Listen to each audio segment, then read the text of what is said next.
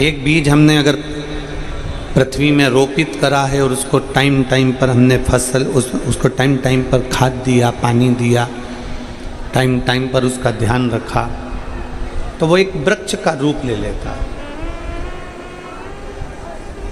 और वृक्ष बनने के बाद में फिर उसमें कोई बीज आ जाता है, वो बीज फिर एक बीज करोड़ों बीज को दे देता है।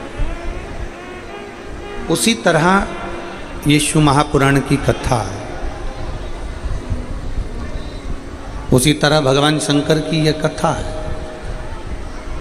भगवान शंकर का ये पवित्र चरित्र है कि अगर घर का, परिवार का, गांव का, नगर का, खेड़े का, शहर का, यदि एक अपने घर का, अपने खेड़े का, अपने गांव का, अपने शहर का एक व्यक्ति भी अगर शिव महापुराण की कथा में जाकर बैठ जाता है तो पूरे गांव को वो आनंदित कर देता है। पूरे गांव, पूरे नगर को, पूरे शहर को।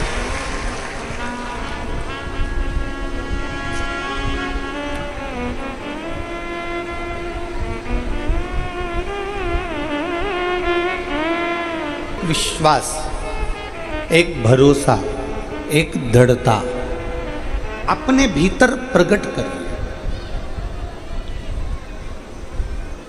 जब तक विश्वास प्रकट नहीं होगा, भरोसा प्रकट नहीं होगा, तब तक शिव मिल नहीं सकता।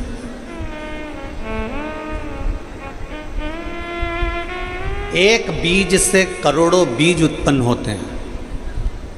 एक सोयाबीन का बीज लगाया, 25-50 बीज, 100 बीज इकट्ठे हो जाते हैं। एक धान लगाई, 100-150 धान इकट्ठी हो जाती है। एक गेहूं लगाया, 10-15-20 गेहूं इकट्ठे हो जाते हैं। एक आम का बीज लगाया, ढेर सारे आम के बीज उत्पन्न हो जाते हैं। उसी तरह घर का, परिवार का, कुटुंब का, गांव का, खेड़े का, सोसाइटी का, कॉलोनी का, जहां अगर गांव का, सोसाइटी का, कॉलोनी का, खेड़े का एक व्यक्ति भी शंकर की आराधना कर रहा है तो ये मान कर चलें कि वो अकेला पूरे खेड़े को पार लगाने की सामर्थ्यता रखता है।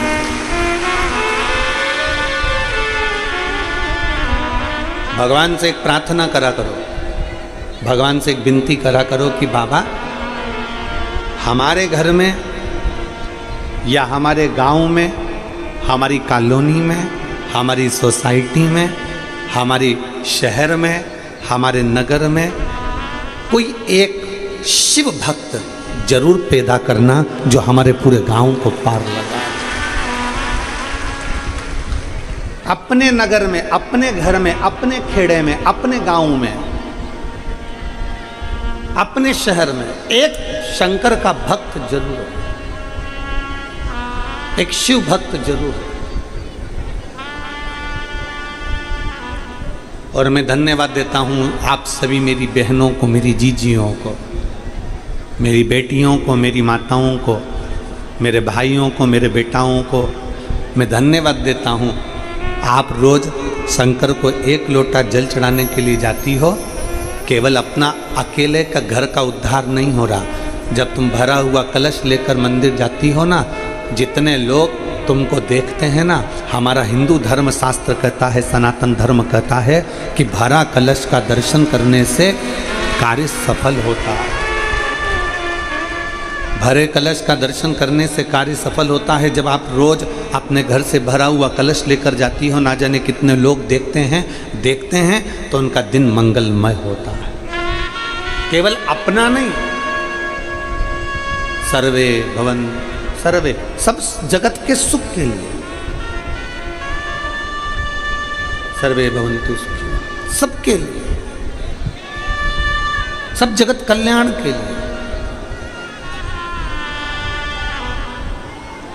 एक शिव तत्व को धारण करना, एक शंकर भगवान के अविरल भक्ति को धारण करना, भगवान शिव की अविरल भक्ति को अपने भीतर उतारना, ये कोई सहजता का विषय नहीं। विदल और उत्पल, और दोनों असुरों में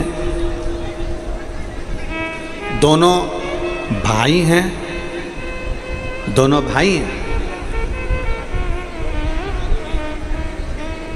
विदल और उत्पल।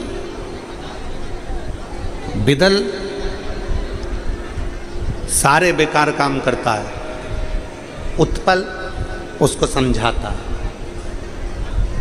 उत्पल उसे समझा रहा है।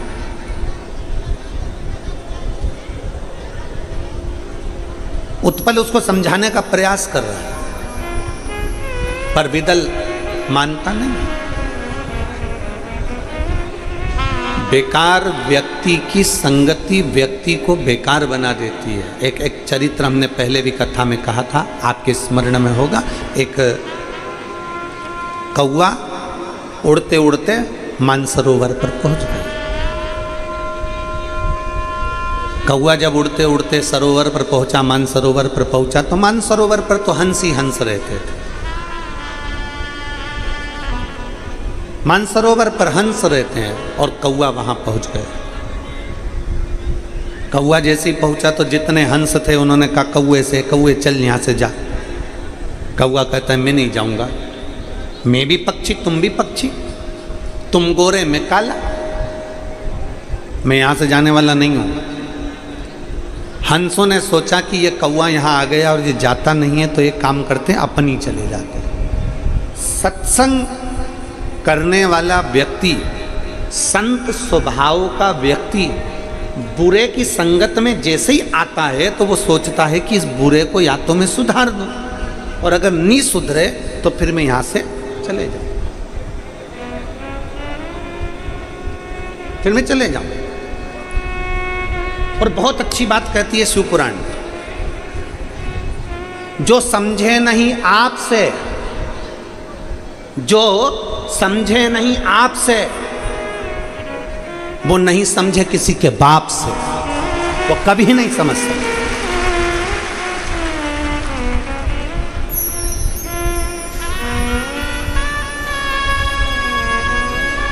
आप उसको नहीं समझा पा रहे हो, आप कितना ज्ञान देते हो। गुरुजी हमारा बेटा गलत संगति में पड़ गया, गुरुजी मेरा पति दारू के नशे में पड़ गया, पत्नी समझा रही, माँ समझा रही, बाप समझा रहा, सब समझा रहा। जो समझे नहीं आपसे वो नहीं समझे किसी के बाप से, फिर तो कोई भी आ जाए वो नहीं समझ पाए, कोई समझा ले वाला।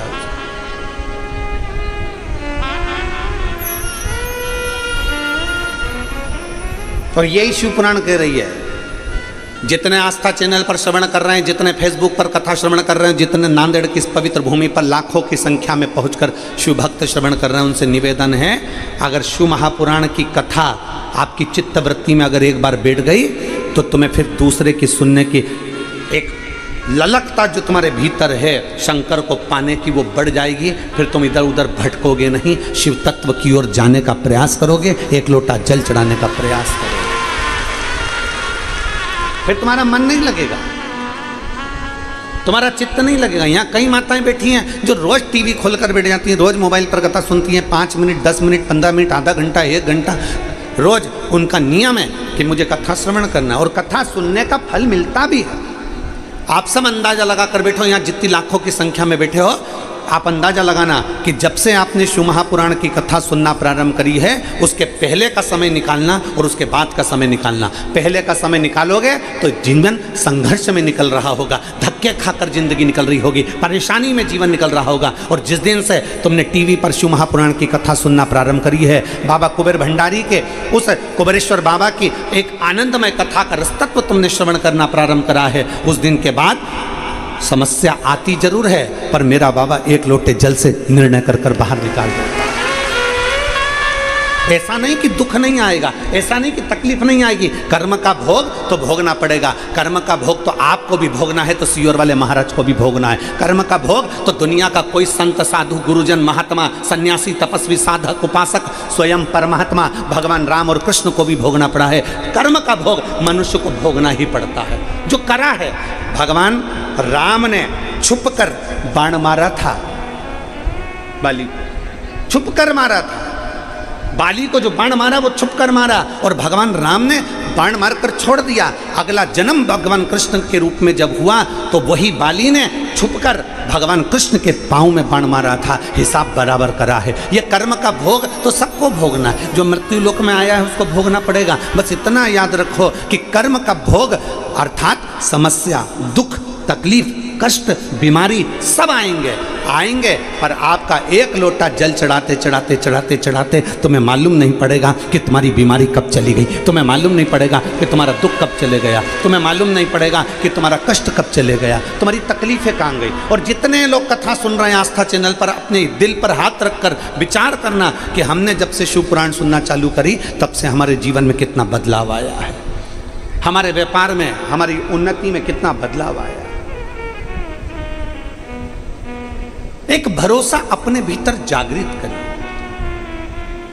एक माँ ने एक पत्र लिखा,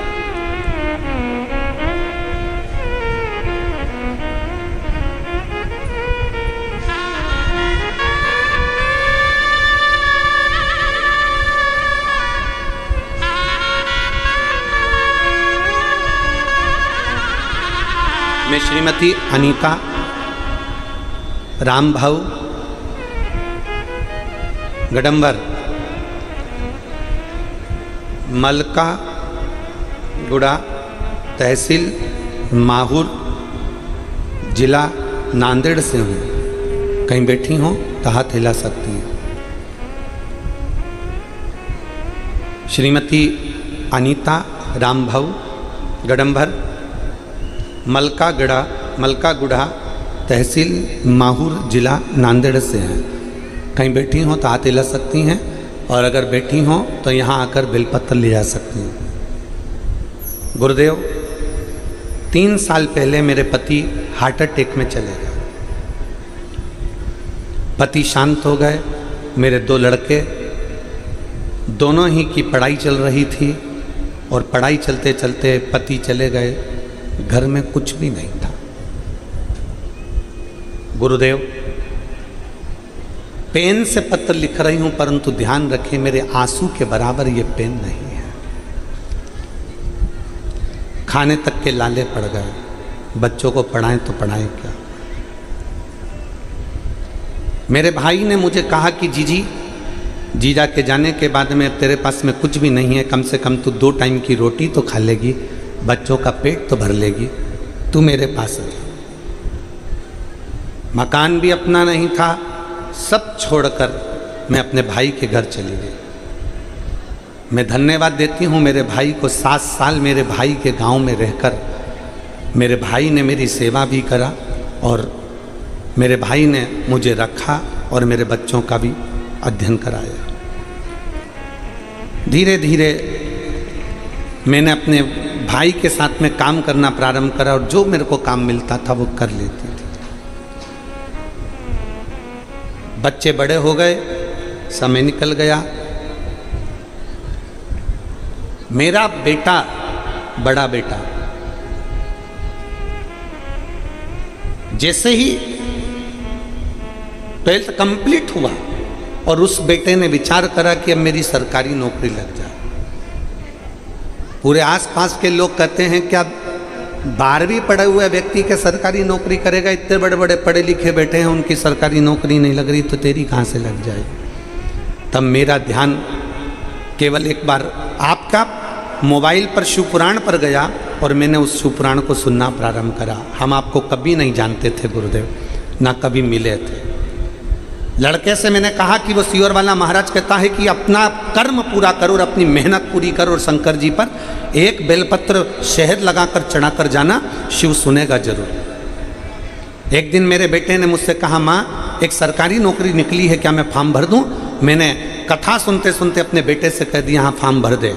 और मैं अपने भाई के यहाँ से फिर मैं वापस अपने गांव में आ गई, वहीं पर मकान लेकर किराए से फिर वहाँ रहने लगी। और बेटे ने सरकारी नौकरी के लिए एग्ज़ाम दी, और मेरे बाबा पर भरोसा कर कर मेरा बेटा रोज़ 2 लोटा जल चढ़ाता था, क्योंकि सियोर वाला महाराज ने कहा था 1 लोटा स्वयं के लिए, 1 लोटा दूसरे के लिए, जो सैनिक, जो पुलिसकर्मी, जो सरकार कार्य करती है उसके लिए। तो मेरे बेटे ने भी 2 लोटा जल चढ़ाया और एग्ज़ाम दे दी, और बाबा का ऐसी कृपा हुई गुरुदेव, शायद दुनिया में कोई कृपा नहीं कर सकता। आज मेरा बेटा सरकारी नौकरी में लग गया, मैं बाबा को धन्यवाद देने के लिए आई हूँ।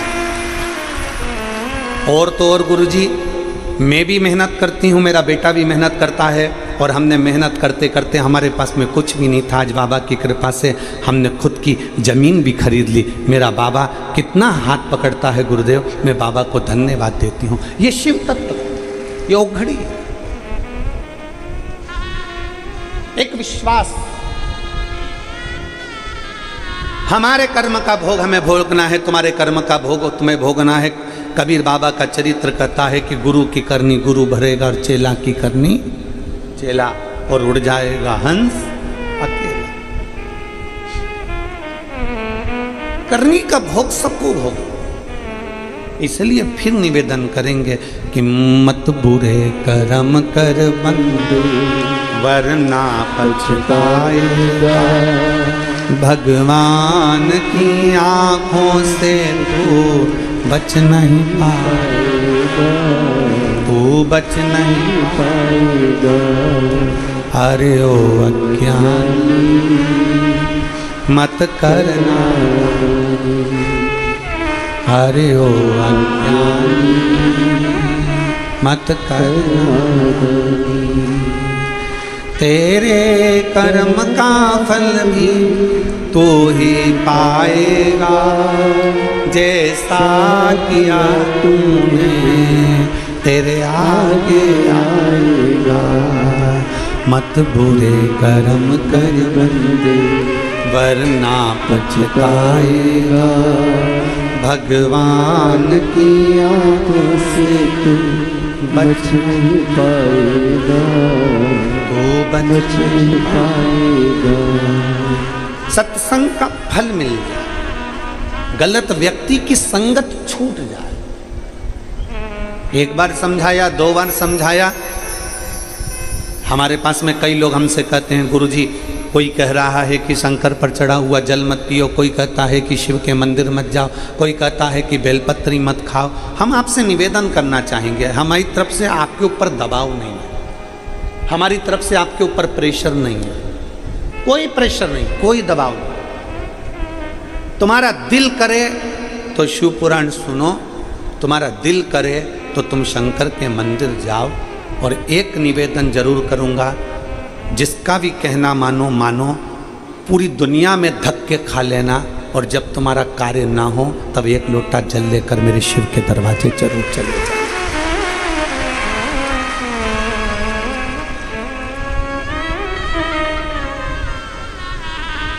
शिव के द्वार चले। एक बार मन करे तो शिव महापुराण को जरूर पढ़ो। गीता प्रेस गोरखपुर की शिव पुराण लाओ, उसका अध्ययन करो, उसकी विद्येश्वर संहिता पढ़ो। उस विद्येश्वर संहिता में लिखा है, शंकर को जल चढ़ाकर पीने से हमारे पाप ताप समाप्त हो जाते हैं। जो कहते हैं कि शिव पर चढ़ी बेलपत्र मत खाओ, उनको कहना माता पार्वती जी जब तप करी थी, आप सब हरतालिका तीज का पूजन करती होंगी। हरतालिका तीज की कथा में भी लिखा हुआ है कि माता पार्वती जी ने सब कुछ छोड़ दिया था, बेलपत्र का सेवन करती थी, बेलपत्र का सेवन कर कर तप साधना करती थी। फिर बेलपत्र खाना भी छोड़ दिया था पार्वती जी ने। नासिका के एक छिद्र से श्वास लेती, दूसरी से छोड़ देती थी। पार्वती जी ने वो भी छोड़ दिया, नासिका के एक छिद्र से श्वास लेती और उसी से छोड़ती थी। ऐसी तप साधना माता पार्वती जी ने करी, तब उनको शिव मिले हैं। दुनिया के लोग कहते हैं कि बेलपत्र नहीं खाना, जल नहीं पीना, तो यहाँ शिव पुराण भी तो वर्णन करती, उसको समझो, उसको जानो। हमारे शास्त्र क्या कहते हैं, हमारा वेद क्या कहता है, हमारी पुराणे क्या कहते हैं, उसको पहचानिए। कुछ तो शिव ने कृपा करी होगी। ये इतने पत्र लाओ तो जरा, पत्र दो तो जरा, इतने पत्र, ये सब पत्र यहीं पर छूट जाते हैं, हम लेकर सीहोर नहीं जाते। इनमें मोबाइल नंबर भी रहता है, आप पढ़ो, सुनो और स्मरण करो कि जिनका काम हुआ होगा, यहाँ रखते हैं, जिनका काम हुआ होगा, इतने पत्रों का ढेर कोई सहजता में नहीं लग जाता कि जिन्होंने ये पत्र भेजे और उन पत्रों का स्मरण रह जाए। जिन्होंने पत्रों का स्मरण पढ़ो, और इनमें मोबाइल नंबर भी लिखे हैं, तुम्हारा दिल करे तो उनके घर जाओ और पूछो कि शंकर को एक लोटा जल चढ़ाने का फल क्या प्राप्त होता है, शिव को जल चढ़ाने का आनंद क्या प्राप्त होता है, शिव को जल चढ़ाने का सुख क्या प्राप्त होता है, एक बेलपत्री खाने का फल क्या प्राप्त होता है, एक बेलपत्री के आनंद का क्या फल प्राप्त होता है। जरा विचार करना, शिव तत्व को जानने का प्रयास करना, शिव तत्व को जानने का प्रयास। और जब शिव तत्व को आप जान जाओगे, भगवान शंकर की विरल भक्ति को पहचान जाओगे, तो मालूम पड़ेगा कि इसमें एक पत्र तुम्हारा भी होगा, एक दिन तुम्हारा पत्र भी इस व्यासपीठ पर पहुंचेगा। एक अविरलता है, ये पत्र नहीं है। इन पत्रों को जब भी उठाओगे, पढ़ोगे, इन पत्रों में मोबाइल नंबर, फोन नंबर सब मिलेंगे, और पढ़ो और अध्ययन करो, और साथ में उसके घर भी चले जाओ कि शिव क्या करता है, शिव क्या प्रदान करता है।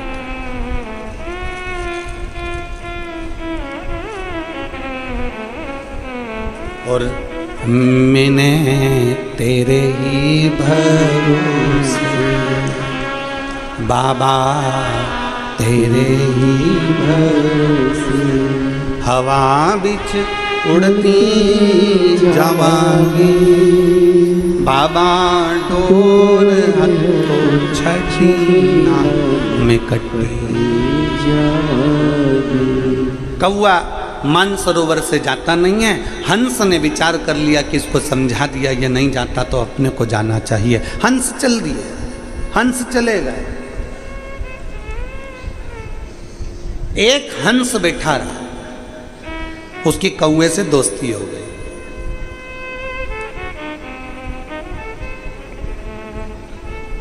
उसने कौवे से दोस्ती कर ली। अब उसको कौवा अच्छा लगने लगा, कौवे की संगत अच्छी लगने लगी। कौवे ने अपने दोस्त हंस से कहा, मुझे भूख लगी है, कुछ लाओ खाने का। हंस तो मोती चुगता था, मोती लेकर आ गया। ले, ये मोती ले, खा ले, ये मोती ले, खा। कौवे को मोती दिया तो कौवा बोला, ये तो मैं खा ही नहीं सकता। कौवे ने जैसे ही मोती को चबाना चाहा, कौवे की चोंच टूट गई। कौवा कहता है, ये मेरे बस की बात नहीं है। हंस कहता है, हम तो यही खाते, हम यही चुगते हैं। अब तो कौवा भूखा मरने लगा, तो हंस से कहा, चल तू मेरे साथ चल। कौवा हंस को लेकर आ गया, और कौवा शमशान में रहता था, बड़ के पेड़ के ऊपर कौवा बैठा, हंस भी बैठा। हंस को भूख लगी तो हंस ने तुरंत कहा कौवे से, अब मुझे भूख लगी है। कौवा कहता, अब भी लाता हूँ। कौवा उड़कर गया, मरा हुआ कुत्ता पड़ा था, उसका मांस नोच कर लिया और हंस को दिया, ले खा। मरे हुए कुत्ते का मांस नोच कर लेकर आया और ले खा। हंस कहता है, हम ये नहीं खाते, हम तो मोती चुगते हैं। कौवा कहता है, मेरे पास तो यही है। दोनों बात कर रहे थे। कौवे की चोंच से मांस का टुकड़ा जमीन पर गिरा। जहां जैसे ही नीचे गिरा, वहां एक राजकुमार बैठा था। राजकुमार की छाती पर, पीठ पर जाकर वो टुकड़ा गिरा तो राजकुमार को क्रोध आ गया। राजकुमार ने बाण उठाया, धनुष उठाया, और कौवे को मारने के लिए जैसे बाण छोड़ा, कौवा तो भाग गया, हंस को बाण लग गया, हंस नीचे गिर गया। हंस नीचे गिरा तो राजकुमार ने कहा, हंस देव, मैंने तो कौवे को मारने के लिए बाण उठाया था, मैंने तो कौवे को मारने के लिए बाण छोड़ा था, आपको बाण लग गया। इतने में हंस कहते हैं, राजकुमार, इसमें गलती तुम्हारी नहीं है, गलती मेरी है। मैंने गलत व्यक्ति का संग कर लिया था, इसलिए आज मुझे भोगना पड़ रहा है। मैंने गलत व्यक्ति का संग करा था, इसलिए आज मुझे भोगना पड़ रहा है। ये गलती मेरी है। गलत व्यक्ति का संग करोगे तो गलत व्यक्ति तो निकल कर भाग जाएगा, पर अच्छा व्यक्ति अंदर धरा जाएगा। और ऐसे कई केस आज भी चल रहे हैं अदालत में। जो बेकार है वो तो बाहर घूम रहा है, और जो अच्छा है वो अंदर सड़ रहा है। आज भी कई केस अदालत में चल रहा है, आज भी। संगत ठीक रखो, संगत श्रेष्ठ रखो, समझा दिया, एक बार समझा दिया, दो बार समझा दिया, एक बार कह दिया, दो बार कह दिया कि शिव को जल चढ़ाओ, शंकर को जल चढ़ाओ, शंकर का अनुमोदन करो, शिव का चढ़ा हुआ जल का आचमन करो, शिव के जल के ऊपर छींट लो, बेलपत्र का सेवन करो। बार बार तुमसे कहते हैं, बार बार समझाते हैं। उसके बाद भी व्यक्ति भटके तो फिर उसके ऊपर है कि फिर वही बात आ गई, जो समझे नहीं आपसे वो नहीं समझे किसी के बाप से। समझा? और ये मन बड़ा चंचल है, कैसे तेरा भजन करूं, जितना इसे समझाऊं उतना ही मचलता। समझाया इस मन को समझाने का प्रयास किया, अपने हृदय की बात कहते हुए भगवान शिव आनंद की राशि है, संगत ठीक रखिए। अच्छी संगत व्यक्ति को कहीं ना कहीं बचा लेती है। श्रेष्ठ संगत। एक बहुत बड़ा चोर था, उस चोर ने अपने बेटे से कह दिया कि जिंदगी में अगर तुझे बहुत अच्छा जोरदार चोर बनना है, तुझे अच्छा जोरदार चोट्टा बनना है, तो कभी प्रवचन मत सुनना।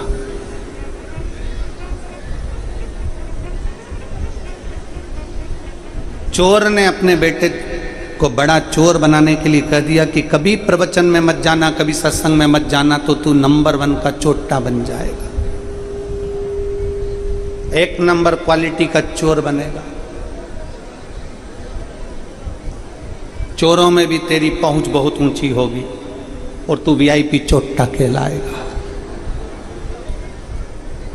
और यदि तू प्रवचन में चले गया, सत्संग में चले गया, कथा में चले गया, तो फिर चोट्टे की क्वालिटी घट जाएगी, तेरी डिमांड कम हो जाएगी। अगर तुझे अच्छा जोरदार चोट्टा बनना है तो कभी प्रवचन में मत जा, कभी सत्संग में मत जा, कभी कीर्तन में मत जा। बेटे ने कसम खा ली कि कभी प्रवचन नहीं सुनूंगा, कभी सत्संग में नहीं जाऊंगा। पिता मर गए, बेटा बढ़िया जोरदार चोट्टा बन गया, चोर। एक दिन चोरी का धन लेकर जा रहा था और चोरी का सामान ले जाते जाते कहीं पर प्रवचन चल रहा था। ये थक कर बैठा था, इसको नहीं मालूम कि पीछे प्रवचन चल रहा, इसके अंदाजा नहीं, इसके स्मरण में नहीं है कि पीछे प्रवचन चल रहा। ये तो बैठ गया, थक कर जैसे ही बैठकर पानी पी रहा था, इतने में पीछे से आवाज आई। एक महाराज प्रवचन में कह रहे थे कि भगवान के चरण कभी पृथ्वी पर नहीं पड़ते हैं, भगवान पृथ्वी पर कभी अपने चरण नहीं लगाते, भगवान पृथ्वी से ऊंचे रहते हैं। क्यों चरण नहीं लगाते? क्योंकि भगवान पृथ्वी पर चरण इसलिए नहीं लगाते, भगवान विष्णु पृथ्वी पर चरण इसलिए नहीं लगाते क्योंकि उन्होंने एक एक कंकर में शंकर को देखा है। तो किसी कंकर पर मैं लात रखूंगा, वहां अगर शंकर हुआ तो मैं कैसे लात? इसलिए देवता कभी अपना चरण पृथ्वी पर नहीं लगाते। उसके कानों में जैसे शब्द गया, उसने कान बंद करे, सामान उठाया, भाग गया, कहीं प्रवचन नहीं सुन लूं मैं।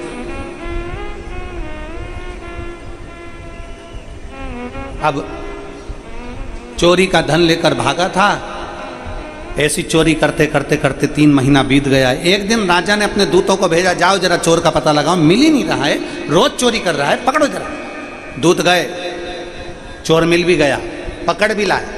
पर राजा इतना ईमानदार था कि चोर से पहले पूछता था, तुमने ये गुनाह किया है क्या? तुमने किसी का कत्ल किया है क्या? तुमने चोरी करी है क्या? तुमने ऐसा काम किया है क्या? राजा पूछता था। अब चोर को सामने लाकर खड़ा किया। जब चोर सामने आया तो राजा ने उससे पूछा, तुमने चोरी करी है? रानी के हार चुराए? 4 घरों में तुमने चोरी करी है?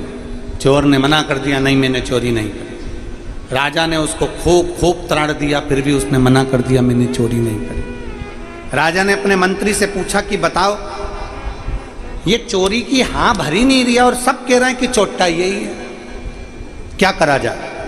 मंत्री ने कहा, एक काम करो महाराज, अपन इसको नशे की दवा पिला देते हैं, ये बेहोश हो जाएगा, तब तक एक सुंदर बगीचे में एक बैकुंठ बना देते हैं, बैकुंठ जैसा, भगवान विष्णु भी बिठा देते हैं, बगिया लक्ष्मी जी चरण दबा रही है, जोरदार बैकुंठ बना देंगे और 2-3 दूत भगवान के भेज देंगे पार्षद।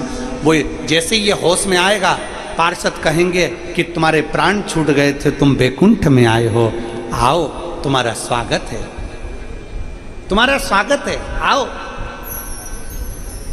तुम बैकुंठ में आए हो। यहां झूठ नहीं बोला जाता, सत्य बोलना, सत्य का निर्णय होगा।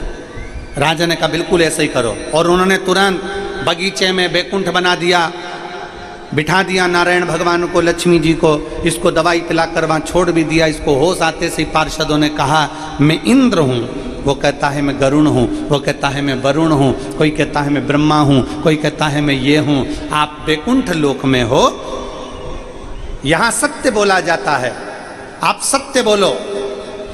आप का नाम क्या है? उसने तुरंत अपना नाम, असली नाम बता दिया। खुश हो गए राजा, इसने अपना असली नाम बता दिया, और यही चोर का नाम था। अब हम आपसे पूछते हैं, आप पृथ्वी पर क्या चोरी का काम करते थे? उसी के अनुसार आपको भोग भोगने को मिलेगा। वो बोलने ही वाला था कि हाँ मैं चोर हूं, इतनी देर में उसको संत की बात याद आ गई कि देवता के चरण पृथ्वी पे नहीं पड़ते, और ये तो सब जमीन पे खड़े हैं, ये सब जमीन पे खड़े। देवता के चरण पृथ्वी पर नहीं पड़ते, ये सब जमीन पे खड़े हैं। उसने तुरंत कह दिया मैं जानता हूं तुम विष्णु जी हो ही नहीं, मैं जानता हूं तुम ब्रह्मा नहीं हो, तुम इंद्र नहीं हो, तुम गरुण नहीं हो, तुम वरुण नहीं हो, और ये बैकुंठ नहीं है, मैं जानता हूं। इतने में राजा ने पूछा, आज तक इस बैकुंठ को कोई समझ नहीं पाया, तू कैसे पहचान गया? उसने कहा मैं चोरी का धन लेकर आ रहा था, मैं चोर हूं महाराज, पर चोरी का धन लाते लाते मैं एक जगह बैठ गया था, मेरे कानों में शब्द गया था कि भगवान के चरण कभी पृथ्वी पर नहीं पड़ते, ये सब पृथ्वी पर खड़े थे। मैं पहचान गया कि ये भगवान है ही नहीं।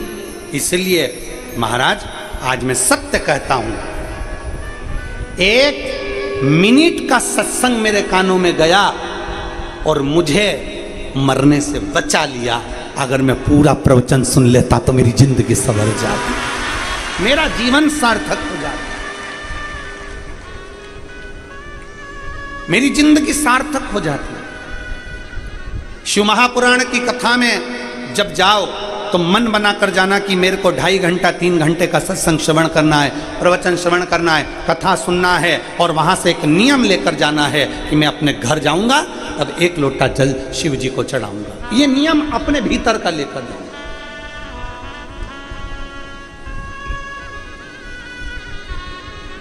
एक पत्र है,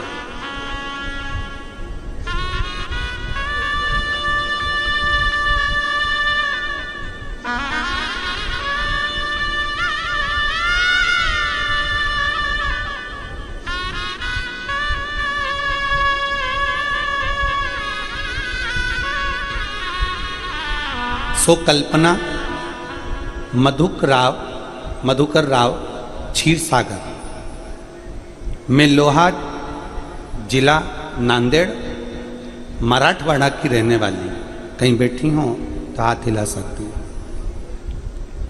और अगर बैठी हो तो बेलपत्र लेने आ सकती। मैं मराठवाड़ा की रहने वाली हूँ, मैं लोहा जिला नांदेड़ की रहने वाली हूँ। मैं बाबा का क्या वर्णन करूँ गुरुदेव? आपकी कथा सुनकर हमारे को एक बल मिला है, मेरे बच्चों को एक एनर्जी मिली है, और मेरा लड़का कथा सुनकर, आपकी कथा से बल प्राप्त कर कर, और चौगनी मेहनत मेरे बेटे ने करी, और इतनी मेहनत मेरे बेटे ने करी जो मन से हार रहा था, उसने चौगनी मेहनत करना प्रारंभ करा और शिव जी पर बेलपत्र और जल चढ़ाना प्रारंभ करा। गुरुदेव, आज के नवयुवक बच्चों के लिए ये शिव पुराण बल है, उसका व्हील पावर है। मेरा बेटा विवेक मधुकर राव क्षीर सागर 2019 में MPSC की परीक्षा दिया और शिव पर भरोसा कर दिया। पहले देने पर उत्तीर्णता नहीं, पर फिर मेरे बेटे ने जो MPSC की परीक्षा दी, शिव पर आश्रित होकर दी। 5 साल शंकर की आराधना करने का फल क्या होता है मेरे बेटे ने परीक्षा दी और मेरा बेटा उस एमपीएससी की परीक्षा में पास होकर STI sale tax inspector Mumbai में 3 साल ऑफिस में नौकरी कर। फिर गुरुजी मेरे बेटे ने कहा क्या माँ शिव शिव है तो एक बार मेरे को वापिस परीक्षा देना। मेरे बेटे ने 2022 में फिर एमपीएससी की परीक्षा दी और मेरा बेटा नायब तहसीलदार बन गया। मेरा बेटा कहता है माँ शंकर जैसा दयालु दुनिया में कोई नहीं है, एक बार फिर परीक्षा देना है। मेरे बेटे ने 2023 में एमपीएससी की परीक्षा फिर दी और परीक्षा देते ही डिप्टी एजुकेशन ऑफिसर हिंगोली का बन गया। मेरे बेटे ने फिर 2023 में एमपीएससी की परीक्षा देने के बाद शिव को जल चढ़ाते चढ़ाते मेरा बेटा बोला कि अब मुझे फिर 2023-24 का 2 एग्जाम एक साथ देना है और मेरे बेटे ने एमपीएससी की परीक्षा उत्तीर्ण करी और आज मेरा बेटा सहायक रजिस्ट्रार नागपुर बनकर विराजमान है। मैं धन्यवाद देने के लिए आया, मैं बाबा को यहाँ धन्यवाद देने के लिए आई हूँ। सो कल्पना मधुकर राव, क्षीरसागर, तहसील लोहा, जिला नांदेड़। मेरा मोबाइल नंबर ये है। शिव पर करा भरोसा, शंकर पर करा गया विश्वास, कभी टूटता नहीं। एक विश्वास अपने भीतर प्रकट कर और खाली ना जाता कोई दर से तुम्हारे। ये हमारा विश्वास करता है। जिसने टीवी के सामने आस्था चैनल पर, मोबाइल पर या कथा के पंडाल में बैठकर दिल से अगर कथा सुनी है तो खाली तो नहीं जा सकता। उसकी झोली एक ना एक दिन भराती जरूर है और बाबा भरता जरूर। थोड़ा फाइल मोटी होगी तो दुख कटने में समय लग सकता है, लेट हो गए पर लेटेस्ट जरूर हो गए, ये निश्चित है। होगा काम तुम्हारा लेटेस्ट जरूर होगा। थोड़ी सी देरी लग सकती है, थोड़ा समय। एक पत्र है।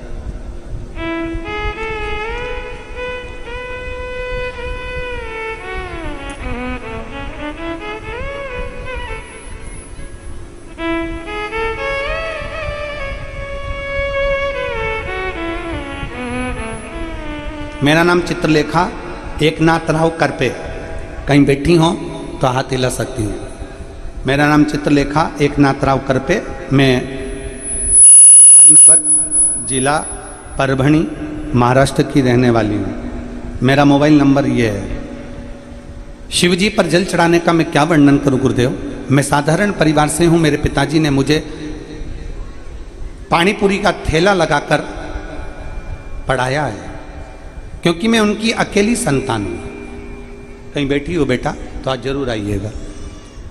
पिताजी को लोग बोलते थे कि बेटी बड़ी हो गई है, शादी कर दो, इसकी कोई गवर्नमेंट जॉब नहीं लगेगी, क्यों फालतू में बिठा कर रखा है, इसका विवाह कर दीजिए,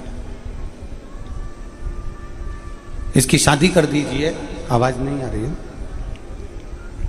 पर मैंने अपने पापा से कहा कि पिताजी मुझे अपने पैरों पर खड़ा होना है। मैंने 2018 में एक गवर्नमेंट एग्ज़ाम दिया पर मेरा सिलेक्शन नहीं हुआ। 2019 में मैंने एग्ज़ाम दिया, मेरा सिलेक्शन नहीं हुआ। तब आपकी कथा मैंने 2021 में सुनी और 21 में सुनकर मेरे को बल उत्पन्न हुआ। मैंने तो सोच लिया था कि अब एग्ज़ाम नहीं दूंगी और पापा कहते हैं शादी का तो मैं शादी कर लूँगी। पर 21 में जब कथा सुनी तो मेरे मन में भाव उत्पन्न आया। किसी और वाला महाराज कहता है कि अपनी मेहनत चौगनी करना है और चौगनी मेहनत के साथ में फिर शिवजी पर एक बेलपत्र शहद लगाकर चढ़ाना है। बाबा सुनेगा जरूर। मैंने फिर वापिस एग्ज़ाम दिया और बाबा की ऐसी कृपा हुई गुरुदेव, आज मैं फार्मेसी ऑफिसर बनी हूँ और फार्मेसी ऑफिसर बनकर नियुक्त हुई हूँ सरकारी। ये शिव की कृपा है, ये उदारता है मेरे शंकर, ये करुणा है मेरे शिव की। आज मेरे पिता भी गौरव महसूस करते हैं कि मैं मेडिकल कॉलेज में, गवर्नमेंट मेडिकल कॉलेज में मैं फार्मेसी ऑफिसर के पद पर नियुक्त हो गई। बाबा, मैं बाबा को धन्यवाद देने के लिए आई हूँ। कोई एक लाइन अच्छी लिखी है, कोई जल्दी बनता है, कोई लेट बनता है, लेकिन शिव को जल चढ़ाने वाला एक दिन सेठ जरूर बनता है। ये शिव, ये शंकर, विश्वास मूल है हमारे, भरोसा मूल है हमारे, और खाली ना जाता कोई। जितने रोड पर बैठे हैं, जितने पंडाल के बाहर बैठे हैं, जितने आस्था चैनल पर सुन रहे हैं, जितने फेसबुक यूट्यूब पर सुन रहे हैं, जितने पंडाल के अंदर बैठे हैं, जो गाड़ियों पर चढ़कर बैठे हैं, जो जेसीबी पर चढ़कर बैठे हैं, जो टैंकरों पर चढ़कर बैठे हैं, जो गाड़ियों का कांच खोलकर अपनी अपनी गाड़ियों में, कारों में बैठे हुए हैं, जो पेड़ों के नीचे बैठे हैं, जो रोड के किनारे बैठे हैं, जो डिवाइडर पर बैठे हुए हैं, उनसे भी निवेदन है, खाली नहीं जाओगे। मेरा बाबा, मेरा कुबेर भंडारी शिव महापुराण से किसी को खाली नहीं भेजता, तो तुम्हें कैसे भेज देगा? भरकर ही जाओ, भरकर ही जाओ। खाली ना जाता कोई दर से तुम्हारे, खाली ना जाता कोई दर से तुम्हारे, मैं भी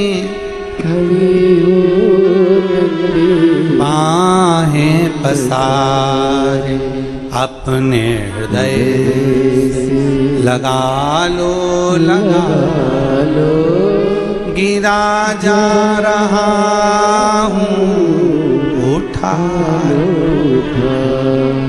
भोले अपने दर से अब तो ना टालो, गिरी जा रही हूँ, उठा लो, शिव उसका भजन संगत ठीक रखिए। उत्पल विदल को समझाता है। शिव महापुराण करिए, विदल और उत्पल की कथा शिव महापुराण के अंतर्गत आती है। उत्पल विदल को समझा रहा है क्यों गलत काम करता है, क्यों गलत विचार करना, क्यों गलत सोच रखना।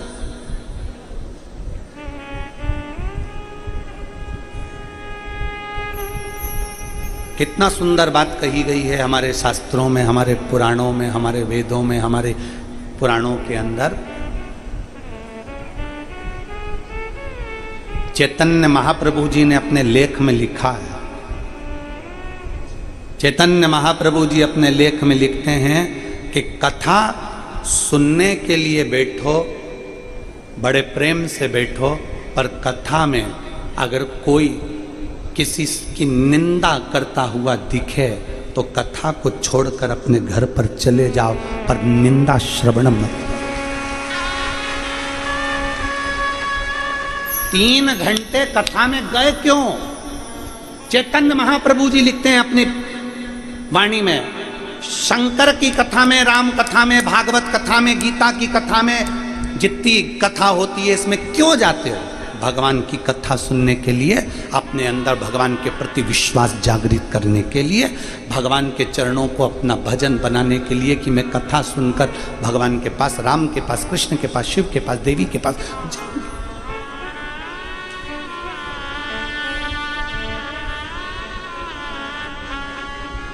कथा सुनाते सुनाते भागवत में, रामायण में, गीता में, पुराणों में अगर बीच में कहीं कोई निंदा करता मिले, उसी समय कथा को त्याग कर अपने घर की ओर चले जाओ। चैतन्य महाप्रभु जी कहते हैं कहीं वो निंदा का कीड़ा अपने कानों से प्रवेश कर कर भीतर ना चले जाए, नहीं तो हमारी भी निंदा हम करना प्रारंभ कर दें और हम भी निंदा में डूबने लगे,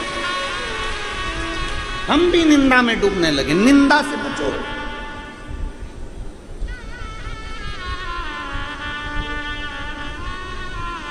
क्यों मेरी बेटियां, मेरी जीजियां कानों में कुंडल क्यों पहनती है? क्यों उसके माता पिता बचपन में कानों में कुंडल, कानों को छिदवा देते हैं? बचपन में बेटी छोटी है और घर के पिता, घर के मां स्वर्णकार के पास ले जाएंगे, कानों में छेद करवा देंगे, कुंडल पहना देंगे। और सबसे पहले कुंडल पहनाने से पहले उसके कानों में डंडी डाल देते, नीम की डंडी। अब आपका नहीं मालूम, हमको तो यहां का, पर कान में छेद होगा तो सबसे पहले नीम की डंडी डाल देंगे और उसको कुंडल पहना देंगे। क्यों?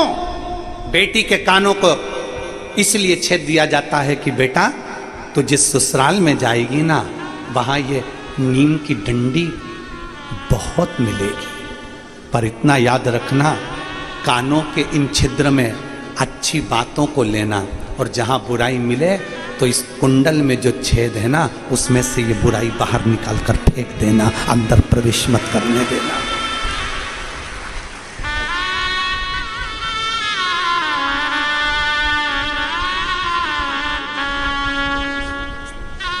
अब ठीक है बेटा? बेटे को कैंसर हो गया था, बाबा की कृपा से अब ठीक है। एक बार हर हर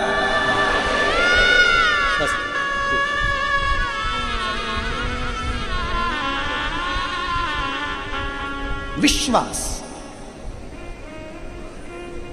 निंदा नहीं सुनना हमको। कोई कई विद्वान से विद्वान, बड़े से बड़ा महाराज भी अगर अपनी पीठ पर बैठकर निंदा कर रहा हो, उठकर चले जाए। निंदा नहीं सुनना, भजन सुनाओ, कथा सुनाओ, सत्संग सुनाओ, और ऐसी ऐसी कथा सुनाओ कि हमारा विश्वास बल जाए। आज बच्चों के मन में कितना विश्वास जागृत हो गया है। आज बच्चे इन पत्रों में देखिए, कई बच्चों ने कहीं नेट की परीक्षा, कहीं हेट की परीक्षा, आदि जितनी परीक्षा, कहीं सीए की परीक्षा, कहीं कोई परीक्षा, कहीं कोई परीक्षा, बच्चे जो अंदर से टूट रहे थे उनको बल मिल रहा है। वो बल होना जरूरी है। और आपसे भी निवेदन है, अपने बच्चों से कभी मत कहो कि तेरे बस का नहीं है, तू नहीं कर सकता, तेरे बस का नहीं है, तू नहीं कर सकता। अपने बच्चों का विल पावर कभी कमजोर मत करो। पति से यह मत कहो कि तुम ये नहीं कर सकते, तुम दुकान नहीं चला सकते, तुम नौकरी नहीं कर सकते, कभी उसका विल पावर कमजोर मत करिए, बल्कि कहिए। आप महाराष्ट्र की पवित्र भूमि पर रहते हो, वीर शिवाजी को देखकर मां ने सामने के किले पर देखा, और किले पर दुश्मनों का झंडा था। सामने किले पर दुश्मनों का झंडा था, और जीजाबाई से रहा नहीं गया, और जीजाबाई ने शिवा को बुलाया। शिवा, जीजाबाई ने शिवाजी को बुलाया। ए शिवा, हाँ मां, सामने झंडा किसका लगा है? दुश्मनों का। ये भगवा झंडा सामने क्यों नहीं है? जिस भगवा झंडा के नीचे हमारा सनातन धर्म पला है, वो भगवा झंडा उस किले पर क्यों नहीं है? जिस भगवा झंडे के नीचे हमारा सनातन धर्म खिला है, चला है, वो भगवा झंडा शिवा उस किले पर क्यों नहीं है? शिवाजी ने कहा, मां, अपने पास सेना नहीं है। सेना नहीं है? हाँ, उसके पास सेना ज्यादा है, अपने पास सेना नहीं है मां। अपने पास, उसके पास में बम, हथगोले, बंदूकें, बहुत सारे औजार, शस्त्र उनके पास में है, हमारे पास नहीं है। मां, ठीक है शिवा, कल उस किले पर भगवा झंडा तेरी मां जीजाबाई गाड़ेगी। कल उस किले पर भगवा झंडा तेरी मां गाड़ेगी।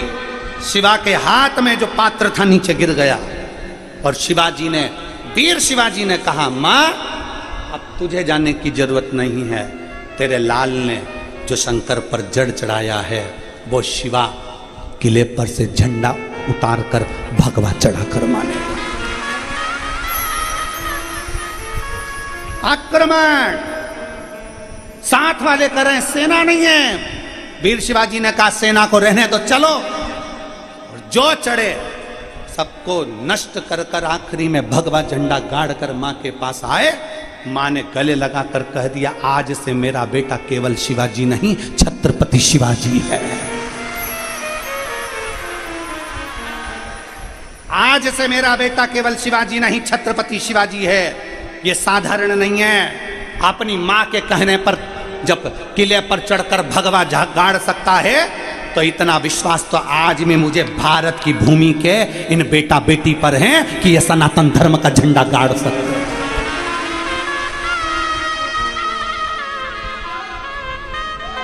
क्यों घबराना? आप अपने बच्चे से खुद कहती हो तेरे बस का नहीं है, तेरे बस का नहीं है, तेरे बस का नहीं है। आप अपनी बेटी से खुद कहती हो अब शादी कर देती हूँ, तेरे बस का नहीं है, तू गवर्नमेंट जॉब नहीं कर सकती, तू नौकरी नहीं कर सकता, तू सीए नहीं बन सकता, तू कलेक्टर नहीं बन सकता, तू आईएएस ऑफिसर नहीं बन सकता। कौन कहता है नहीं बन सकता? हिम्मत कर, बेटे से कह तुझ में वो बल है, तुझ में वो विद्वत्ता है, तुझ में वो बल है, तुझ में वो विद्वत्ता है, तो सब कुछ कर सकता, सब कुछ।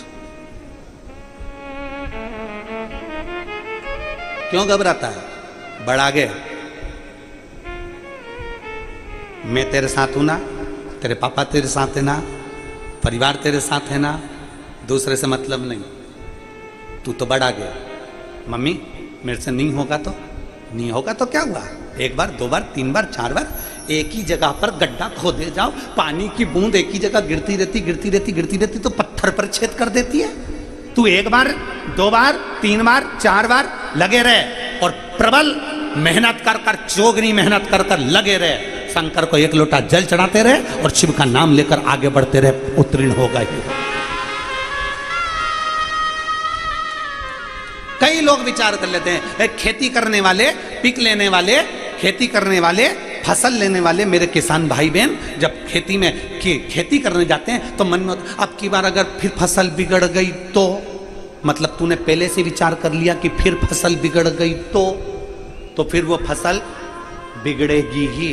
पहले से विचार कर लो अब की बार मेरी फसल एक नंबर आएगी, तो जो तुमने बीज बोया है कितना भी पानी गिरे चाहे कितना भी सूखा पड़े पर फसल एक नंबर आएगी। अच्छा सोच कर जाओ ना, अच्छा विचार कर कर जाओ ना, अच्छी सोच रख कर जाओ। शंकर के मंदिर में एक लोटा जल चढ़ाने जाओ तो अच्छी सोच रख कर जाओ, मेरा काम होगा, मेरा बाबा संभालेगा। एक पत्र है देख,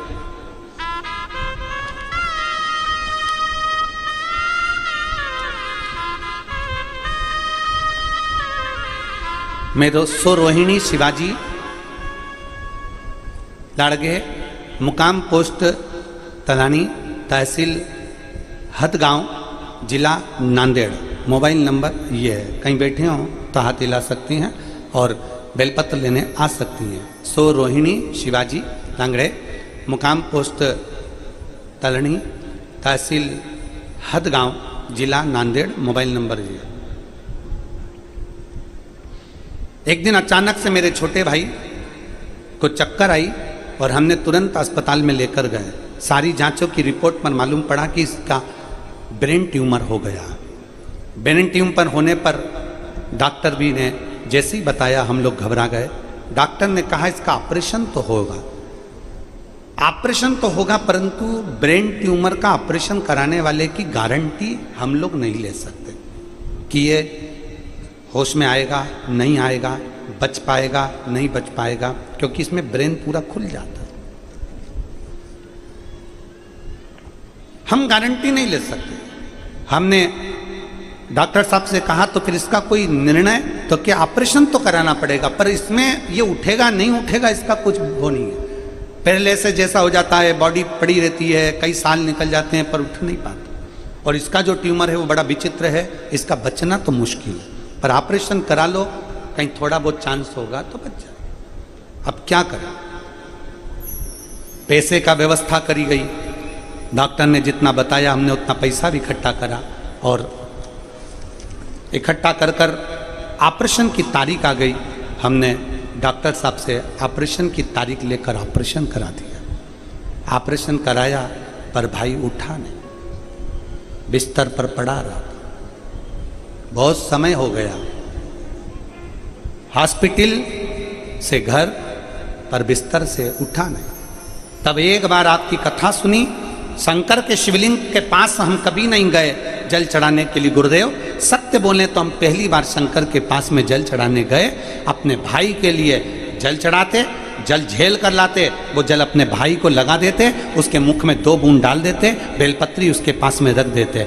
गुरुदेव बाबा का मैं क्या वर्णन करूं, केवल 4 से 5 दिन हुए थे और मेरे बाबा ने उसके शरीर में हलचल करना प्रारंभ कर दिया और आज मेरा भाई ठीक हो गया। मैं और मेरा भाई इस पंडाल में 7 दिन से सेवा दे रहे हैं। हम यहीं पर हैं गुरुदेव। बाबा को प्रणाम करने के लिए। कहीं बैठी हूँ,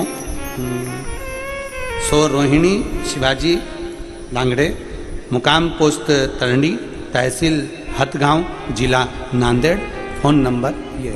शिव तत्व इसी को कहते हैं,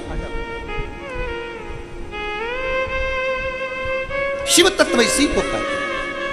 एक विश्वास अपने भीतर जागृत करें।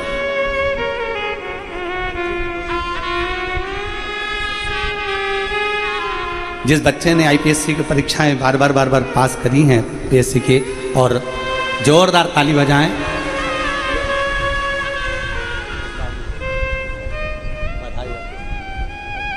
आप तो खुश होना चाहिए ना, रोना नहीं चाहिए, बहुत खुश हो।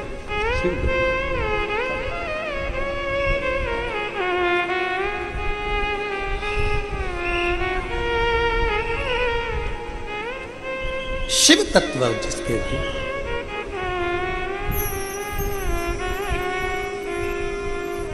एक विश्वास अपने भीतर जागृत करके बच्चों का विल पावर कभी कमजोर ना करिए। पढ़ाओ, खूब पढ़ाओ। और अपने बच्चों से भी कहना, नांदेड़ की जो कथा हुई है, घर के एक एक बेटा और एक एक बेटी को जरूर सुनवाओ, उसके मोबाइल पर सुनवाओ, जिससे उसके अंदर बल उत्पन्न हो। संगत बुरी छोड़ दीजिए, संगत बुरी छोड़। और अगर बुरी संगत वाला व्यक्ति हमारे करीब में आ रहा है तो हम उससे दूर हो जाए। चैतन्य महाप्रभु जी अपने लेख में लिखते हैं कि अगर कोई कितना भी विद्वान है और अपने मुख से अगर वो बैठकर निंदा कर रहा है तो वहां से उठकर चले जाओ। विद्वत्ता किसी काम की नहीं। जैसे ही उसके मुख से निंदा निकलना चालू हुई किसी की, समझ लो कि उसकी विद्वत्ता शून्य हो गई। वो शून्य है, शून्य। दूर हट जाए, निंदा से परे हो जाए, निंदा से। बिदल, मैं तुझे समझा रहा हूं, मत कर गलत काम। बिदल मानता नहीं है, उत्पल उसके साथ में रहता है, भाई है छोटा, साथ में रहता। मैं तुझे समझा रहा हूं, मान जा। नहीं माना, मानता नहीं। अच्छी संगत का असर जरूर होता है। मैं हमारे जजमान श्री डॉक्टर शिवराज नांदेड़कर जी को धन्यवाद देता हूँ कि उन्होंने ये कथा कराकर, श्री प्रशांत पातेवर जी को धन्यवाद देता हूँ कि ये कथा का आयोजन कराकर ना जाने कितने कितने शिव भक्तों को फल प्रदान करा। साथ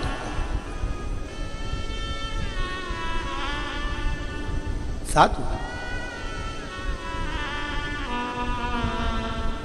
बहुत अच्छा लगा। खुद का मकान भी नहीं था, दूसरे के मकान में रहकर पढ़ लिया। विद्वत्ता, हारना नहीं। मैं श्री शिवराज नांदेड़कर जी को धन्यवाद देता हूँ। नांदेड़कर जी अपने और कई जगह पर कथाएं होती हैं, कहीं कुछ कहीं कुछ कहीं कुछ चलता रहता है, पर किसी से कोई धन ना लेकर, कोई धन नहीं, बिठाया भी, व्यवस्थित कथा भी हुई और सबने दिल से सुना भी, सबने दिल से सुना। मैं नांदेड़कर जी की धर्मपत्नी और उनकी माता जी को, उनकी बहनों को भी धन्यवाद दूं इस बात के लिए कि हमारे लिए, बाबा भोलेनाथ जी के लिए, ठाकुर जी के लिए जो भोजन बनता था वो नांदेड़कर जी की धर्मपत्नी, उनकी बहनें और उनके परिवार के जो भी माताएं थी वो बनाती, और बड़े प्रेम से शिव जी का गुणगान करते करते भजन चल रहा है और भोजन बन रहा है। भजन चल रहा है और भोजन बन रहा है। ये प्रत्येक घर में होना चाहिए, केवल गुरु महाराज के लिए या सियोर वाले महाराज के लिए नहीं। अपने घर का नियम बनाओ। भोजन बनाते बनाते श्री शिवाय नमस्तु, श्री शिवाय नमस्तु, श्री शिवाय नमस्तु, श्री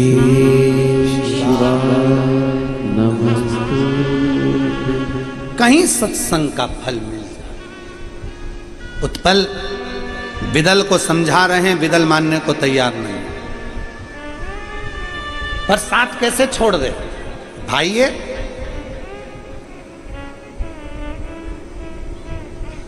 साथ कैसे छोड़ दिया जाए भाई? ये छोड़ा नहीं। संगत, विदल की संगत इतनी विचित्र थी कि उत्पल को भी उसने अपनी संगति का बना लिया। उत्पल भी उसी संगति का हो, उसी संगति। यदि मालूम पड़े कि इसकी संगत बेकार है तो तुरंत दूर हो जाओगे तो अच्छा है, नहीं तो संगत एक ना एक दिन आपको उसमें डुबा ही लेती है। पीने वालों की संगत में 2 दिन, 5 दिन, 10 दिन, 15 दिन, 20 दिन, 1 महीना, 2 महीना, 3 महीना, 4 महीना, 6 महीना बच लोगे, पर पीने वाले की संगत में अगर निरंतर ले रहोगे तो पीने वाला एक ना एक दिन कसम डाल के तेरे मुख में पिला ही दे। बचना है, उससे बचिए। जुए खेलने वाले की संगत से दूर रहिए, साथ बैठोगे तो एक ना एक दिन गलत काम कर ही लो। वेश्यावृत्ति करने वालों से दूर रहिए, एक ना एक दिन गलत काम कर ही। थोड़ी दूरी बना। उत्पल दूरी नहीं बना पाया,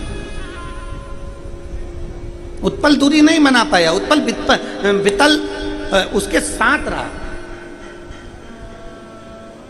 और वितल उत्पल के साथ दोनों का संग बन गया। बहुत समझाया वितल को, बहुत समझाया, पर मानता नहीं है। उत्पल उसकी संगति में पड़ गया। एक दिन वो कहते हैं ना, अग्नि के पास जाओगे तो अग्नि की तपन तुमको लगेगी जरूर, उसी तरह गलत व्यक्ति के पास जाओगे तो उसकी लत तुम्हें लगेगी जरूर। इसलिए थोड़ी दूरी बना, थोड़ी दूरी बना। गलत व्यक्ति की लत लग जाए, गलत।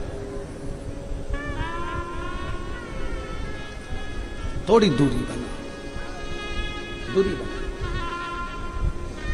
और शिव तत्व को जानने का प्रयास करें। एक दिन वितल ने कहा, अभी तक हम बहुत सारी नारियों के पास गए हैं, स्त्रियों के पास गए, बहुत सारी स्त्रियों। अब मैंने सुना है पार्वती जी बड़ी सुंदर है, चलो उनके पास चलो।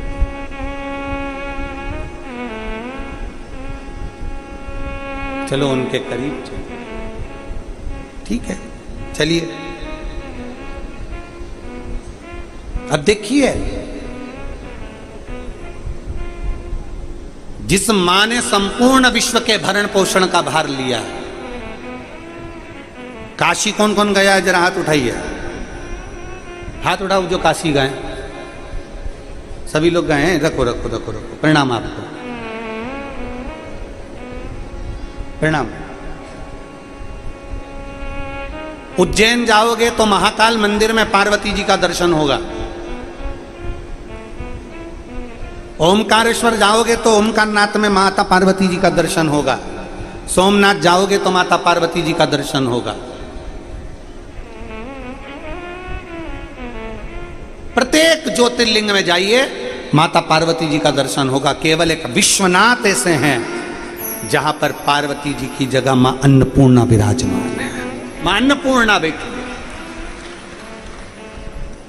अन्नपूर्णा। जिसने संपूर्ण विश्व के भरण पोषण का भार ले रखा है, जिसने संपूर्ण विश्व के भरण पोषण का भार अपने पास रखा है, जिसके सामने स्वयं देवादिदेव महादेव भी भिक्षा पात्र लेकर जाते हैं, वो अन्नपूर्णा है, वो पार्वती हैं, वो मां जगत जननी जगदम्बा दुर्गा है। उन पार्वती पर गलत दृष्टि देना, उन माता पर गलत दृष्टि देना। माता पार्वती को गलत दृष्टि से देखना श्रेष्ठता। फिर निवेदन है, पराया धन, पराई स्त्री पराया धन, पराई स्त्री व्यक्ति को एक ना एक दिन बर्बादी कर कर ही छोड़ता है। पराया धन, पराई स्त्री व्यक्ति को बर्बाद कर कर छोड़ती है। इसलिए किसी का पड़ा हुआ धन भी मिल जाए तो प्रयास करना कि वो धन उस तक पहुंच जाए। किसी का सोना चांदी मिल गया उस तक पहुंच जाए, किसी का पर्स मिल गया उस तक पहुंच जाए। प्रयास करिए, आइए प्रयास करिए।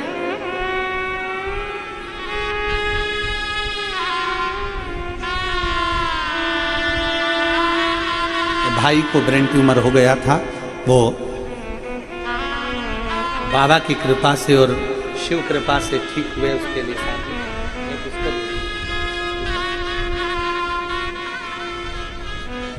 पराई स्त्री और पराया धन, दूरी बना लीजिए उससे, दूरी।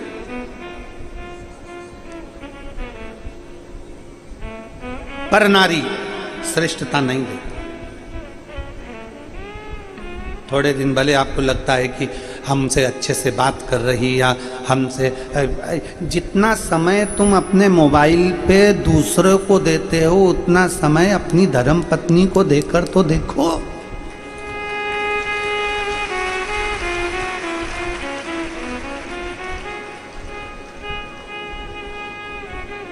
कितना विचित्र है।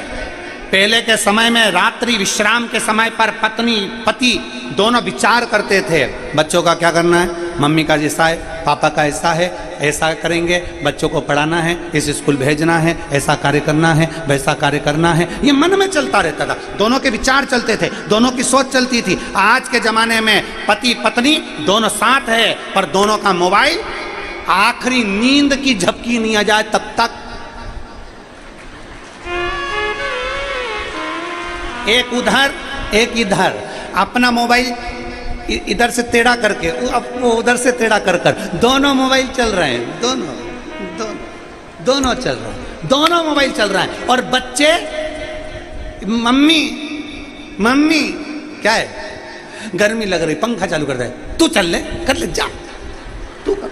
और बच्चे बेचारे अब सोच रहे हैं कि बच्चे हमारे स्वामी विवेकानंद बन जाएं, बच्चे हमारे राम बन जाएं, बच्चे हमारे कृष्ण बन जाएं। तो आपसे निवेदन है, बच्चों को राम बनाने से पहले आपको कौशल्या बनना पड़ेगा, बच्चों को कृष्ण बनाने से पहले आपको यशोदा बनना पड़ेगा, बच्चों को वीर शिवाजी बनाने से पहले आपको जीजाबाई बनना पड़ेगा, और राष्ट्र को गौरवान्वित करने के लिए आपको अहिल्याबाई बनना पड़ेगा। ये निश्चितता आपके भीतर है।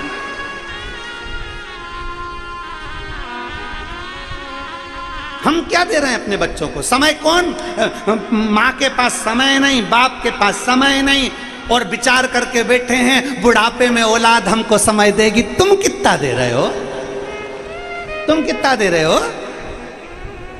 बाप को नौकरी से और दुकान से फुर्सत नहीं है, शाम को आते हैं, भोजन करा, विश्राम करते हैं। बच्चे क्या 5-10 मिनट बस हंस लिए, खेल लिए, कूद लिए, और बच्चे लोग समय अब सोच रहे हैं माँ दिन भर काम काम काम, आखिरी में मोबाइल पे बात करते करते करते करते बच्चों को समय नहीं। बच्चा स्कूल में, ट्यूशन पर, बाहर, बच्चों को ना माँ ने समय दिया ना बाप ने समय दिया। अगर तुम्हारी छोटी सी औलाद को तुम समय देना चालू करते तो जैसा दोगे वैसा पाओगे। तुम समय आज दोगे तो तुम्हारी औलाद भी बुढ़ापे में तुम्हारे पास बैठकर समय देना चालू करेगी। तुम समय नहीं दे रहे तो वो भी समय नहीं देगा, उसके पास भी समय नहीं है। तुम जैसे ही बच्चा पढ़ लिख के आगे बढ़ गया, अब माँ सोच रही है मेरा बाबू मेरे पास में बैठे, मेरा बेटा मेरे पास में बैठे, तो काय का समय देगा? तुमने दिया, तुमने अपनी औलाद को समय नहीं दिया। देव अपने बच्चों को कम से कम 2 घंटा, 3 घंटा, 2.5 घंटा बाप को भी देना चाहिए और माँ को भी देना चाहिए। बिठाओ पास में, क्यों रे कैसा है बेटा? बढ़िया। पढ़ाई कैसी चल रही है बाबू? बढ़िया। बेटे के साथ थोड़ी देर बैठो, बातचीत करो। मोबाइल नहीं, मोबाइल बेटे का मोबाइल भी साइड में, तुम्हारा मोबाइल भी साइड में। थोड़ा सा देर बेटे के साथ बैठो, थोड़ा बेटे से मार्गदर्शन करो। कौन कौन तेरे दोस्त हैं, कैसे दोस्त हैं, क्या पढ़ाई कर रहे हैं, स्कूल गया था, कैसा रहा? छोटे से बच्चे से लेकर कॉलेज तक के बच्चे को अपने पास में बिठाने का प्रयास करो। तुम समय देना चालू करो, जब तुम्हारा बुढ़ापा आएगा तो तुम्हारी औलाद अलग से निकाल कर समय तुमको देगी। पिता के पास में बेटा आता है और पिताजी चिल्ला के दौड़ते हैं तो बेटा दूर। माँ के पास बेटा आया, अपने थोड़ी देर हंसी मजाक करने के लिए, माँ जरा सी देर में रूठ के गुप्पा फूल, बच्चे नहीं आए। दादी के पास जाते हैं तो दादी चिल्लाए, दादा के पास जाएं तो दादा चिल्लाएं, बेचारा बच्चा मंदिर के घंटे की तरह बीच में लटक रहा है। थोड़ा समय दीजिए, अपने बच्चों को समय देना प्रारंभ करिए। थोड़ा मोबाइल को साइड कर दीजिए, थोड़ा मोबाइल को एक और कर दीजिए। बच्चे पास में आए, थोड़ा साइड। पत्नी पति आपस में बात कर रहे हैं, मोबाइल थोड़ा साइड में। मोबाइल नहीं चाहिए उस समय। मोबाइल का यूज करो, हम मना नहीं करते, मोबाइल चलाओ, खूब चलाओ, तुम्हारी मर्जी पड़े। हम मना भी कर देंगे तो तुम कौन सा हमारा कहना मानने वाले? तुम तो अपनी मर्जी की करोगे। फिर वही वाली बात आ गई, जो समझे नहीं आपसे वो समझे नहीं किसी के बाप से। तो तुम समझो तो ठीक है, हमारा तो कहना काम है, आगे मर्जी तुम्हारी। आग लगे बस्ती में, समझ। सीहोर वाले महाराज का क्या है, आज कथा यहाँ कहकर चले जाएगा। तुम सुधर गए तो ठीक, या तो सुधर जाओ, नहीं तो सिधर जाओ। दोनों से मन तुम्हारा। समय दीजिए। शिव जी को क्या दे रही हो यहां पर?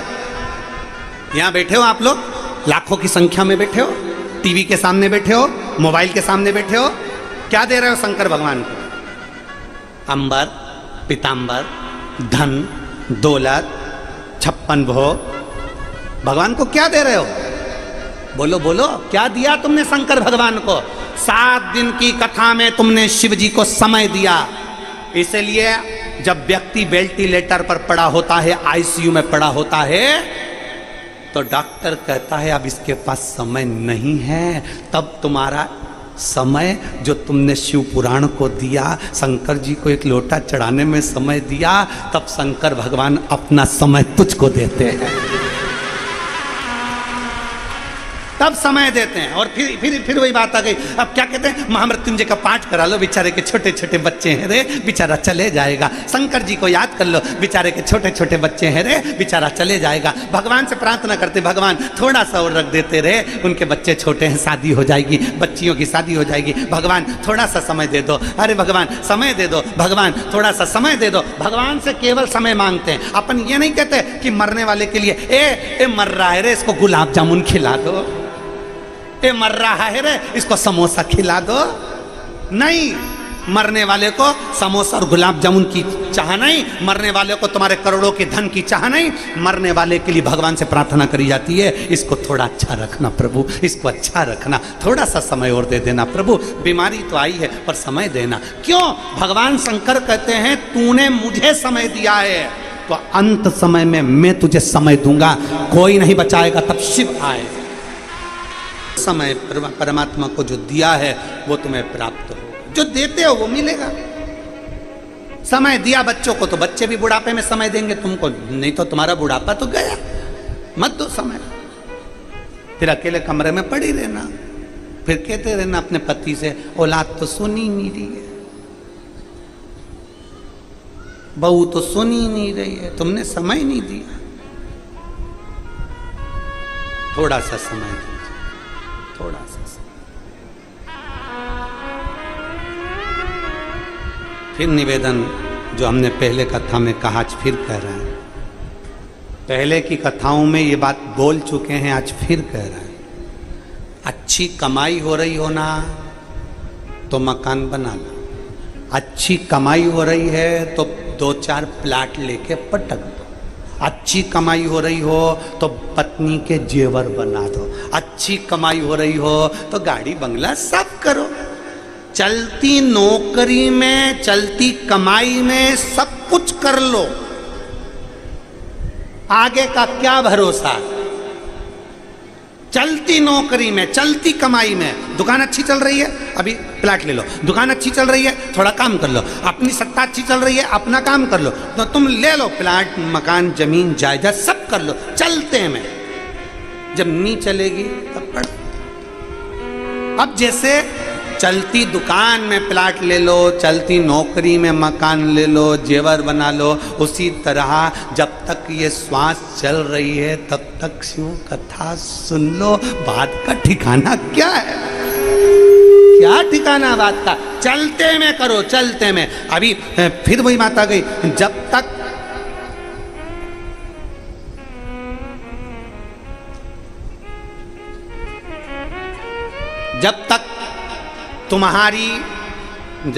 तुम्हारा शरीर चले, जब तक तुम्हारे घर में चले, तब तक खूब दान पुण्य कथा सत्संग भजन कीर्तन जो तुम्हारा मन करे तीर्थ वगैरह सब करो। कब तक? जब तक तुम्हारा शरीर चले और जब तक तुम्हारे बोलो बोलो जम के बोलो, घर में चले। जब तक तुम्हारा शरीर चले और जब तक तुम्हारे घर में चले तब तक तीर्थ करो, दान करो, पुण्य करो, भजन करो, सत्संग करो, संकीर्तन करो और तुम्हारी मर्जी पड़े वो करो। जिस दिन तुम्हारा शरीर चलना बंद हो जाएगा और तुम्हारे घर में चलना बंद हो जाएगी, उस दिन ना तुम कथा में जा सकोगे, ना तीरथ जा सकोगे, ना 5 रुपए दान भी करना है तो 50 बार सोच के कि कोई देख नहीं ले तब दान कर पाओगे, क्योंकि अब तुम्हारी चलेगी नहीं, बहुत दूसरे की चलने लगेगी। जब तक तुम्हारा शरीर चले और जब तक तुम्हारे घर में चले, खूब सत्कर्म करो, भजन करो, तीर्थ करो और बन सके तो बच्चों को अच्छी एजुकेशन कराओ, बन सके करो। फिर आखिरी में शरीर चलेगा ही नहीं तो करोगे क्या? कई बुजुर्ग माता हैं नांदेड़ में, कई बूढ़ी माताएं टीवी पे कथा सुनती हैं, रोज कहती हैं अब मेरे को कथा में जाना है, पर घर के लोग कहते इतनी दूर तो गाड़ी खड़ी करना पड़ती है, पैदल चल के कथा तक जाना पड़ता है, भीड़ भी बहुत ज्यादा है। आई तू तो घर में अच्छी भाव अपने नहीं जाने, अपन तो यही मना कर, शरीर चले, शरीर। और जब शरीर चलता रहे तो समय पर खूब जाओ। अभी आपका शरीर चल रहा है तो आप कथा में आ गए, भीड़ में आ गए, कथा श्रवण कर ली, बाबा का दर्शन कर लिया, भूमि को नमन कर लिया, प्रणाम कर लिया, कंकर शंकर की धरा को, नांदेड़ की इस पवित्र भूमि को जहाँ 7 दिन की शिवपुराण की कथा हुई, इस पवित्र भूमि को तुमने नमन कर लिया, आ गए, पहुंच गए। शरीर नहीं चलता तो कहाँ से पहुंच जाता? चले जब तक शरीर, पहुंच जाओ सत्संग में। विदल उत्पल दोनों पार्वती जी को देखकर मोहित होते हैं। पार्वती जी कुंदुक का प्रहार कर कर विदल उत्पल को मार देती हैं। शिव जी का नाम कुंदकेश्वर महादेव पड़ जाता है। कुंदकेश्वर महादेव, जब शरीर को कोई दवाई ना लगे, औषधि ना लगे, तो उसी दवाई को कुंदकेश्वर महादेव के नाम से खाए। डॉक्टर की दवा को भी कुंदकेश्वर महादेव का नाम लेकर खाओ, शरीर में दवाई लगती है। शुगर लेवल ऊपर हो गया, शुगर बहुत ऊंचाई पर पहुंच गई, शुगर ज़्यादा ही हो गई, तो एक बेलपत्र कुंदकेश्वर महादेव का नाम लेकर शंकर जी पे चढ़ी हुई, अशोक सुंदरी के वहाँ स्पर्श करी हुई, रोज प्रतिदिन कम से कम 2 बेलपत्र गला पकड़ रहा है, 2 बेलपत्र प्रतिदिन अवश्य। ज़्यादा ही शुगर ऊंची जा रही है तो 3 बेलपत्र सुबह दोपहर शाम का। शिव जी को जल चढ़ाएं, उसका आचमन करें। दिन भर में बेलपत्र खाने के बाद शाम को ब्लड की जांच जरूर कराएं, शुगर का लेवल अपने आप डाउन होगा। शिव पर भरोसा कर कर कुंदकेश्वर महादेव का नाम लेकर अगर खाएंगे फल मिलेगा, फल प्राप्त होगा। आगे वर्णन आया 12 ज्योतिर्लिंग का।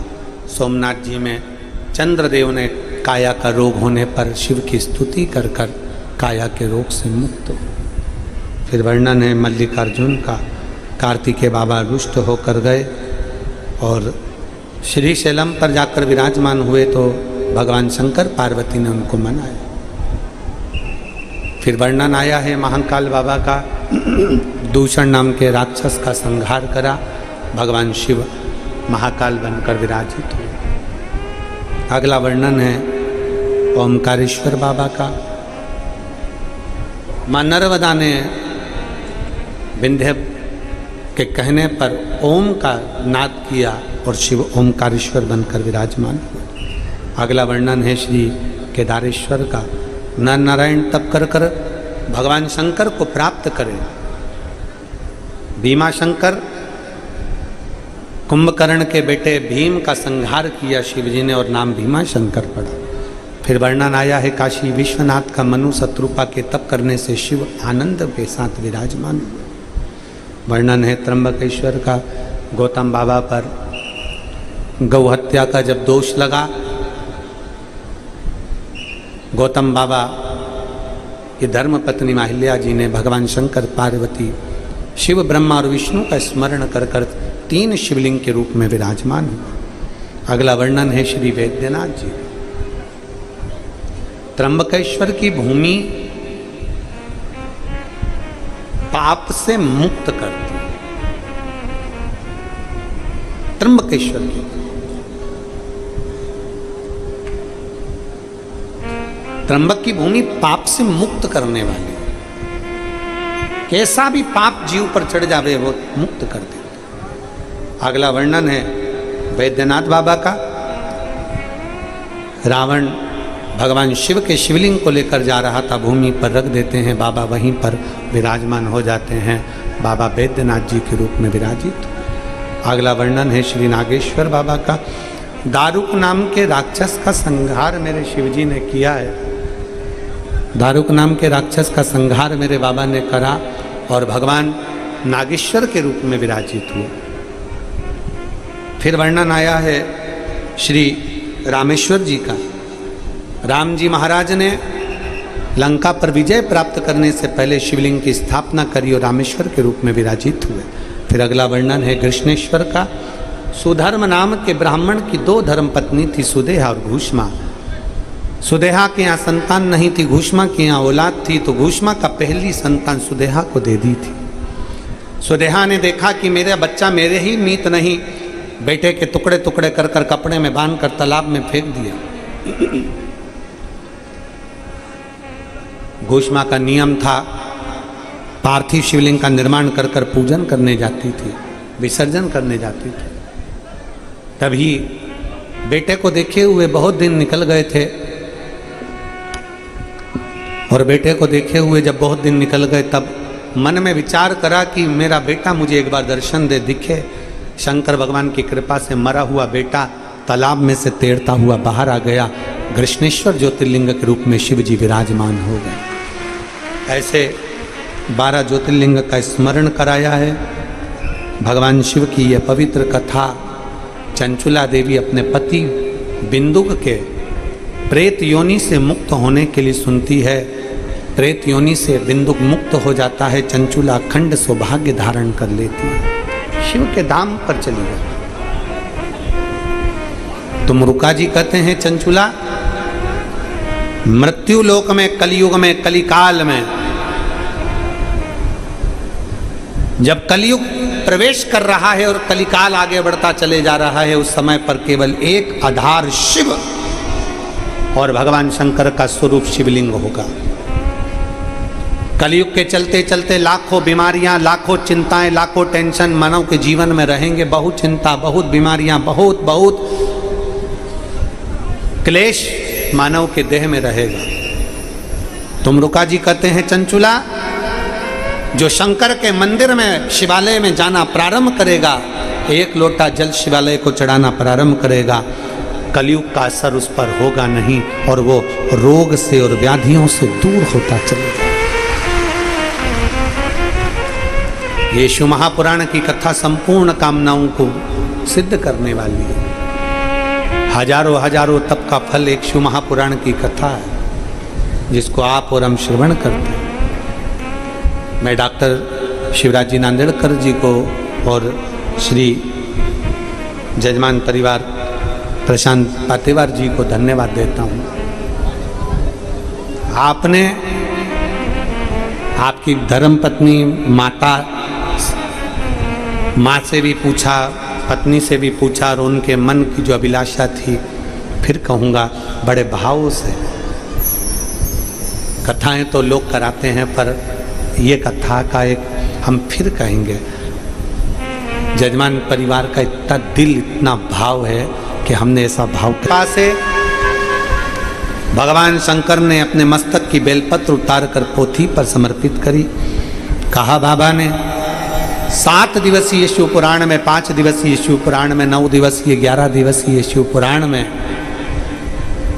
6 दिवस तक औषधि का कार्य करती है ये बेलपत्र, और विराम दिवस की बेलपत्र कुबेर भंडार का कार्य करती है।